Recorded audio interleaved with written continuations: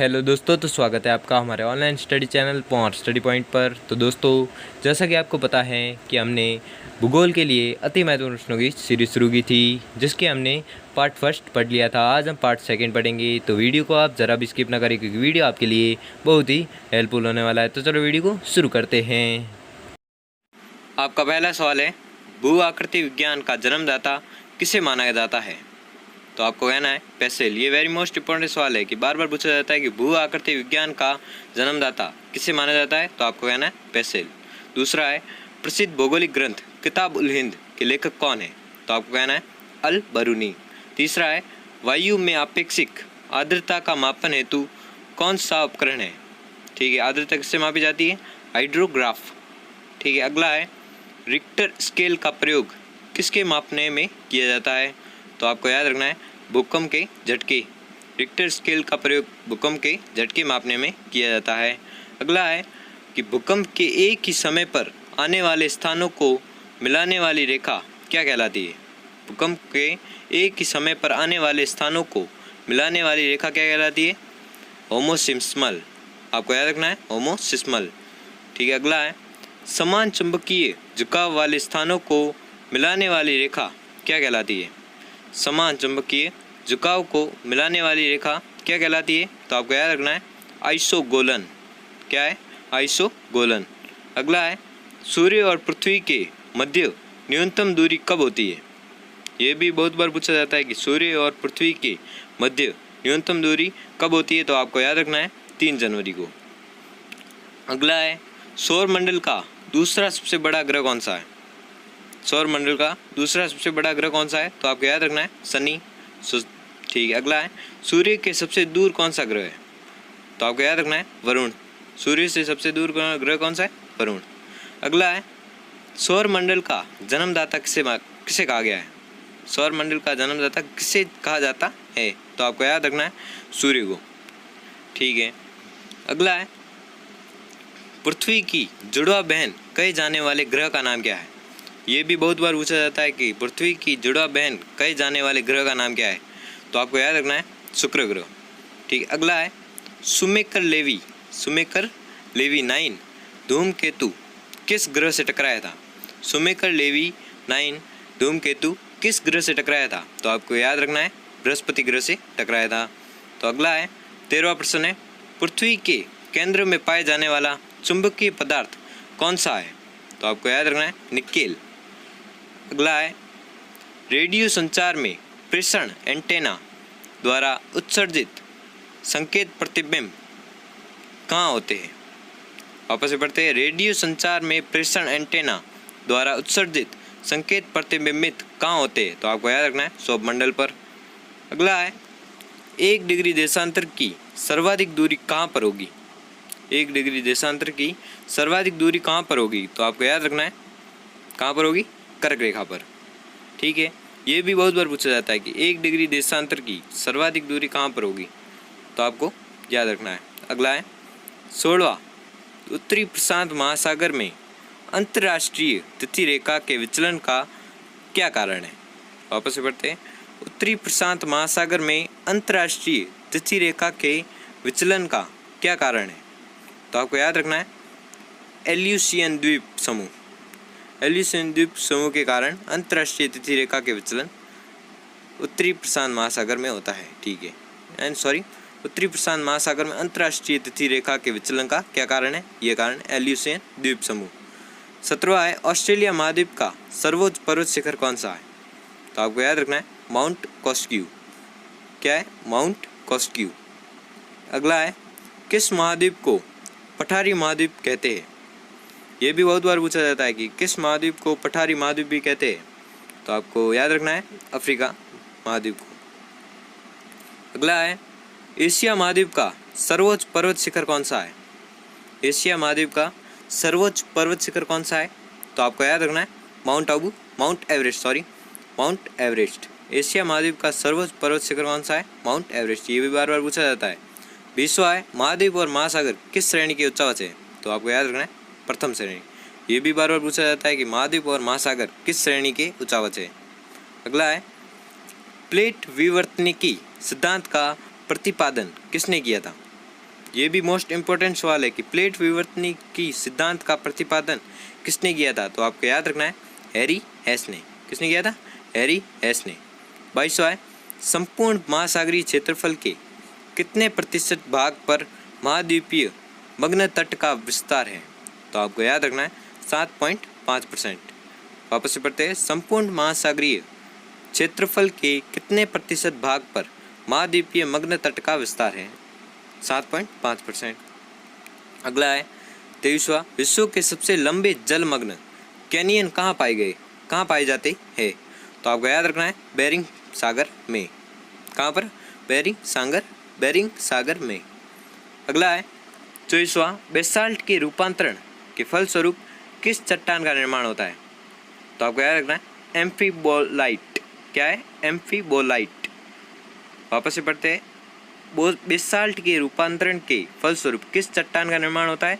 तो आपको याद रखना है एम्फीबोलाइट। अगला सवाल है किस देश में भूकंप से उत्पन्न विनाशकारी समुद्री तरंगों को सुनामी कहते हैं?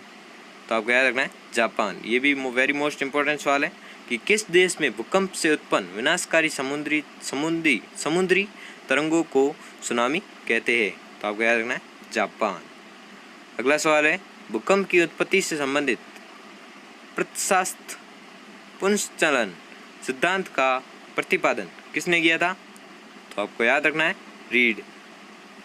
अगला सवाल है 27वां, एयरबस ज्वालामुखी कहाँ स्थित है?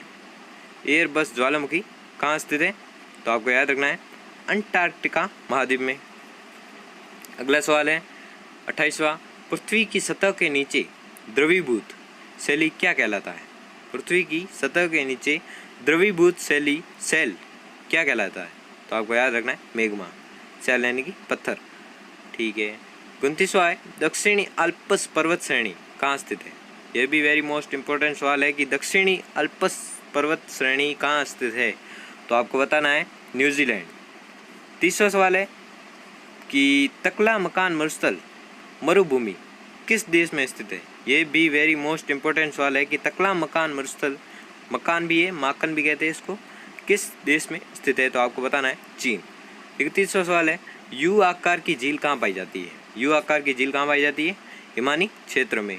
ये भी वेरी मोस्ट इम्पोर्टेंट सवाल है कि यू आकार की झील कहाँ पाई जाती है? तो आपको याद रखना है हिमानी क्षेत्र में। अगला सवाल है सीप का निर्माण किससे होता है? सीप का निर्माण किससे होता है? पवन से। 33वां सवाल है पृथ्वी के वायुमंडल का कितना प्रतिशत भाग 29 किलोमीटर की ऊंचाई तक पाया जाता है? तो आपको याद रखना है 97%। या क्या है आंसर? क्या है? 97%। अगला सवाल है वायुमंडल कब सर्वाधिक होता है? वायुमंडल कब सर्वाधिक होता है? जब वायु होती है। कैसी वायु होती है जब वायुमंडल सर्वाधिक होता है? तो आपको याद रखना है ठंडी तथा शुष्क जलवायु होती है तब वायुदाब सर्वाधिक रहता है। अगला सवाल है प्रति चक्रवात में वायुदाब कहाँ अधिक होता है? प्रति चक्रवात में वायुदाब कहाँ अधिक होता है? तो आपको याद रखना है केंद्र में। केंद्र में वायुदाब अधिक होता है जब प्रति चक्रवात आता है। अगला सवाल है किस प्रकार की वर्षा बिजली की चमक एवं बादलों की गरज के साथ होती है? किस प्रकार की वर्षा बिजली की चमक एवं बादलों की गरज के साथ होती है? तो आपको याद रखना है सामान्य वर्षा।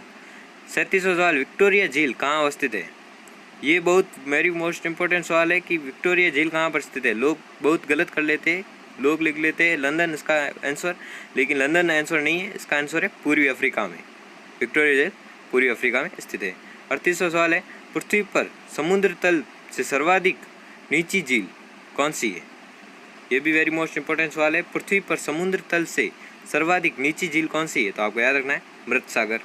अगला सवाल है एंजिल जलप्रपात किस नदी पर स्थित है? तो आपको याद रखना है ओरिनोको। ये भी मोस्ट इम्पोर्टेंट सवाल है कि एंजिल जलप्रपात किस नदी पर स्थित है? तो आपको याद रखना है ओरिनोको। कहाँ पर? ओरिनोको। क्योंकि ये भी बहुत से एग्जाम में पूछा जाता है कि एंजिल जलप्रपात किस नदी पर स्थित है, इसलिए आपको कह रहा हूँ कि इसको भी टिक लगा लो। 40वां सवाल है कि विश्व की सबसे बड़ी जहाज रानी नहर कौन सी है? ये भी वेरी मोस्ट इम्पोर्टेंट है। सुएज नहर पर बहुत से सवाल बनते हैं, इसलिए सुएज नहर ज़्यादा पढ़ना। तो विश्व की सबसे बड़ी जहाज रानी नहर कौन सी है? सुएज नहर है। 41 सवाल, वर्ष 2000 से 2005 की अवधि में वन क्षेत्र का सर्वाधिक ह्रास जहाँ देखा गया वह कौन सा देश है? तो आपको याद रखना है इंडोनेशिया। अगला सवाल है 42वां, दक्षिण अमेरिका में शीतोष्ण घास स्थलों को क्या कहता है? क्या कहते हैं?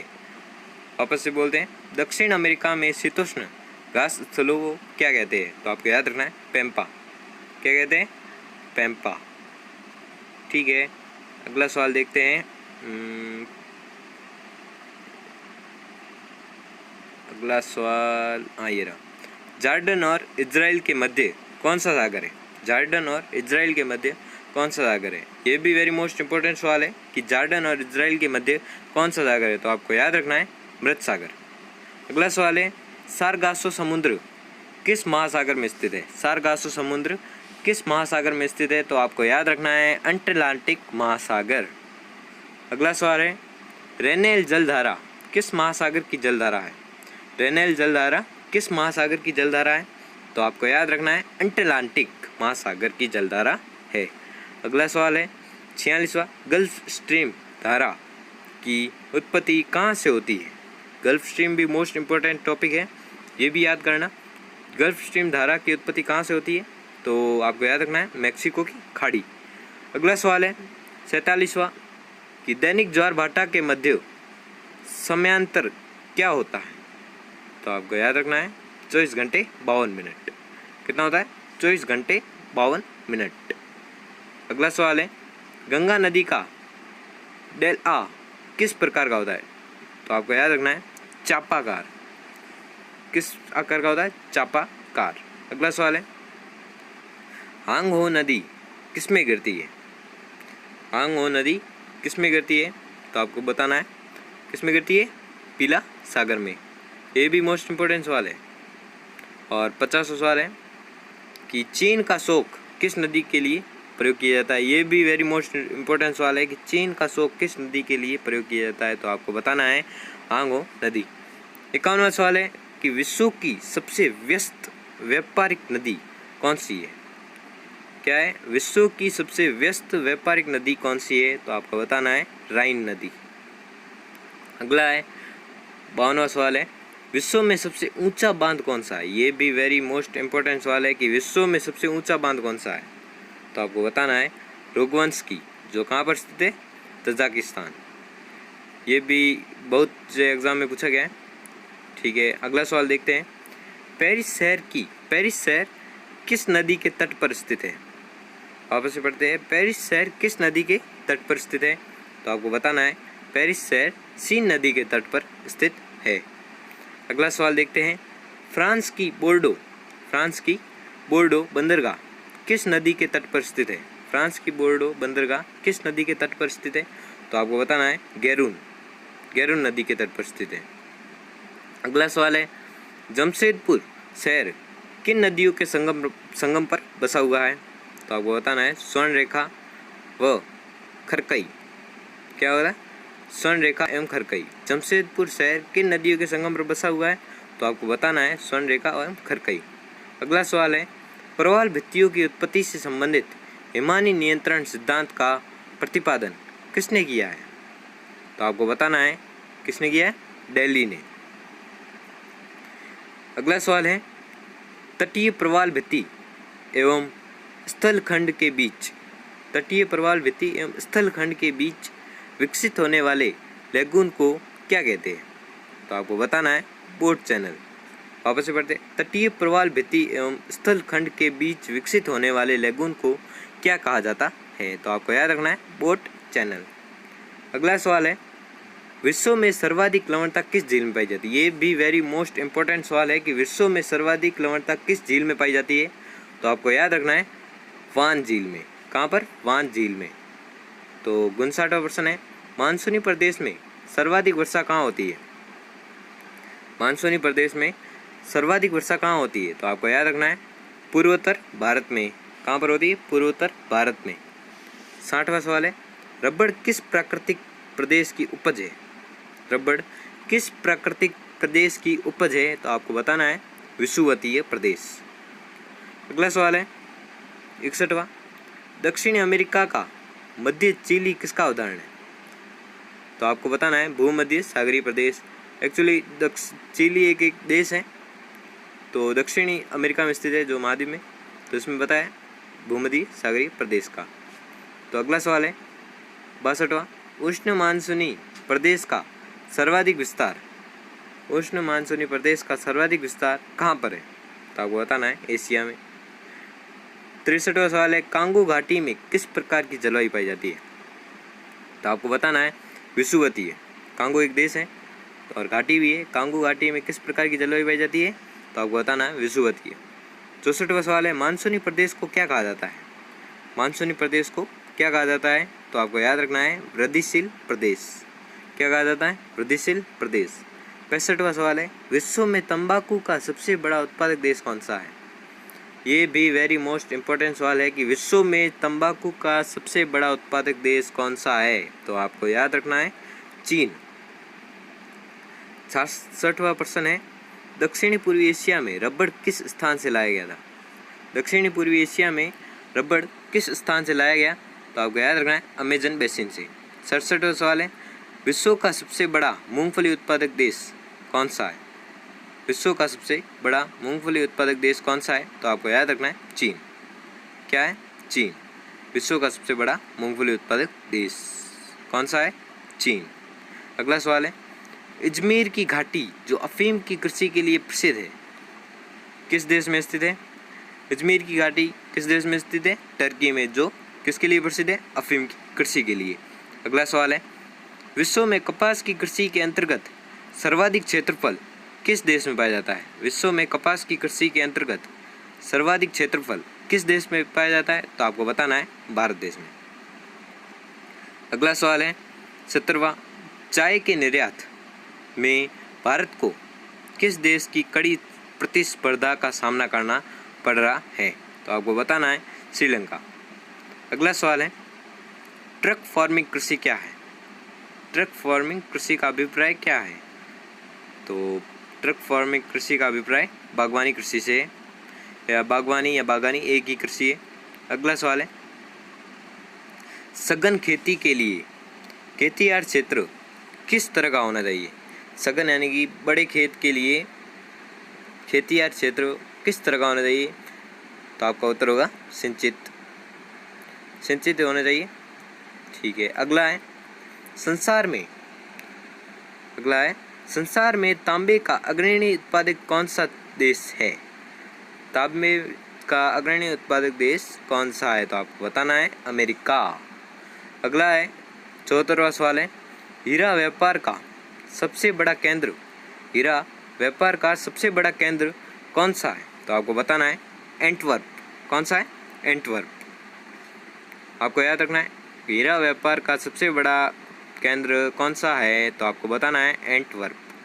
अगला है, विश्व का बृहत्तम मत्स्य आहरण क्षेत्र कौन सा है? अगला सवाल है, विश्व का बृहत्तम मत्स्य आहरण क्षेत्र कौन सा है? तो आपको बताना है ग्रैंड बैंक। कौन सा है? Grand bank. अगला सवाल है, किसी प्रदेश की कुल जनसंख्या तथा कुल कृषि क्षेत्र का अनुपात क्या कहलाता है? ये एक सूत्र है आर्थिक घनत्व का एक घनत्व ऐसा सूत्र है। तो किसी प्रदेश की कुल जनसंख्या तथा कुल कृषि क्षेत्र का अनुपात क्या कहलाता है? तो आपको बताना है कायिक घनत्व। अगला सवाल है, पश्चिमी गोलार्ध में स्थित जनसंख्या की दृष्टि से सबसे बड़ा देश कौन सा है?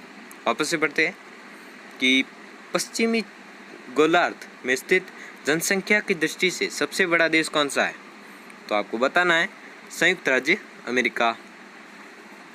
अगला सवाल है, अफ्रीका महाद्वीप में सर्वाधिक जनसंख्या वाला देश कौन सा है? वापस से पढ़ते हैं, अफ्रीका महाद्वीप में सर्वाधिक जनसंख्या वाला देश कौन सा है? तो पहले ये मैं बता दूं, अफ्रीका महाद्वीप की जनसंख्या 110 करोड़ है, जिसमें से नाइजीरिया में सर्वाधिक जनसंख्या है, इसलिए आंसर भी नाइजीरिया है।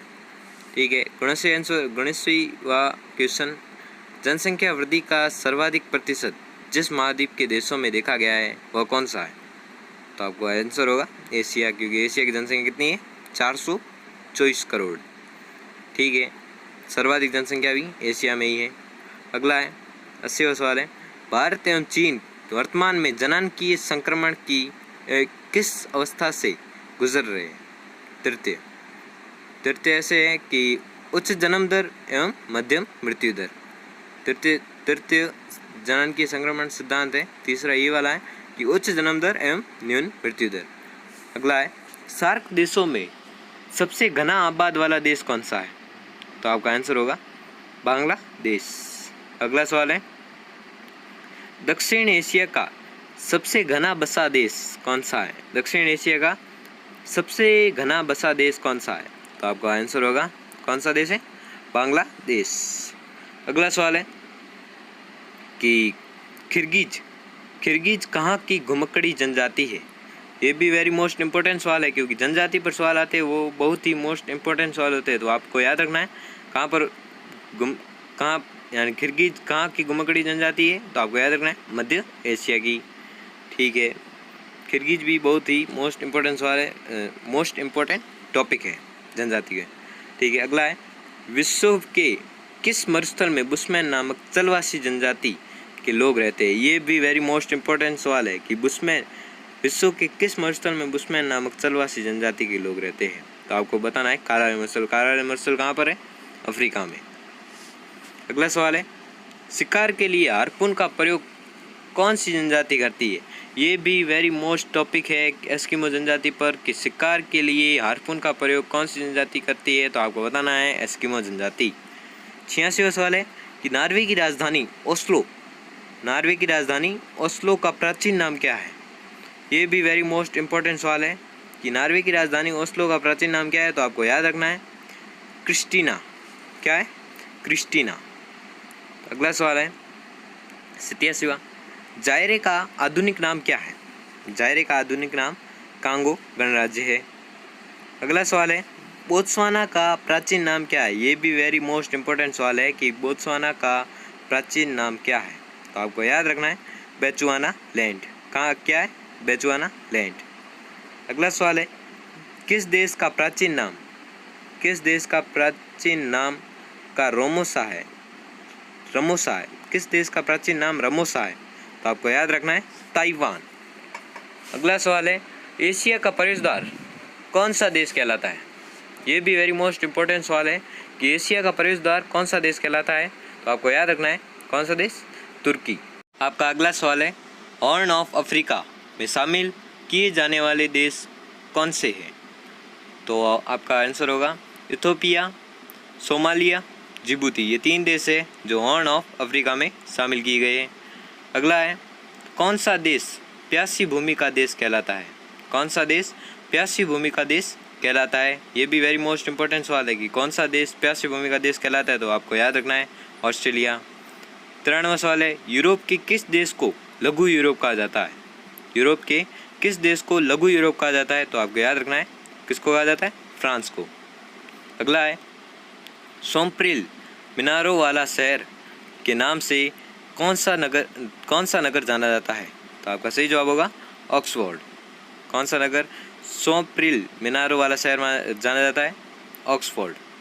अगला है निसी शहर के नाम से कौन जाना जाता है? कौन सा शहर जाना जाता है? ल्हासा। निसी शहर के नाम से कौन सा शहर जाना जाता है? तो आपको कहना है ल्हासा। अगला है किस शहर को पूर्व का प्रवेश द्वार कहा जाता है? ये वेरी मोस्ट इम्पोर्टेंट सवाल है कि किस शहर को पूर्व का प्रवेश द्वार कहा जाता है? तो आपको याद रखना है किस शहर को कहा जाता है? सिंगापुर को। अगला है ब्राज़ील का मैनचेस्टर कौन कहलाता है? ब्राज़ील का मैनचेस्टर कौन कहलाता है? तो आपको आंसर क्या है? Sao Paulo. ब्राज़ील का मैनचेस्टर कौन कहलाता है? Sao Paulo. 98वां सवाल है इंग्लैंड का बगीचा कौन कहलाता है? इंग्लैंड का बगीचा कौन कहलाता है? तो आपका आंसर होगा कैंट। अगला है दक्षिण पूर्वी एशिया का स्थल अवरुद्ध देश कौन सा है? दक्षिण पूर्वी एशिया का स्थल अवरुद्ध देश कौन सा है? तो आपका आंसर होगा लाओस। अगला है क्षेत्रफल की दृष्टि से विश्व का सबसे बड़ा भू आविष्टिम देश कौन सा है? तो आपका सही जवाब होगा मंगोलिया। अगर हमारा वीडियो आपके लिए मददगार साबित हुआ हो तो हमारे चैनल को सब्सक्राइब करें और बेल आइकन को प्रेस करें, जिससे कि हमारे वीडियो की नोटिफिकेशन आपको मिलती रहेगी। धन्यवाद।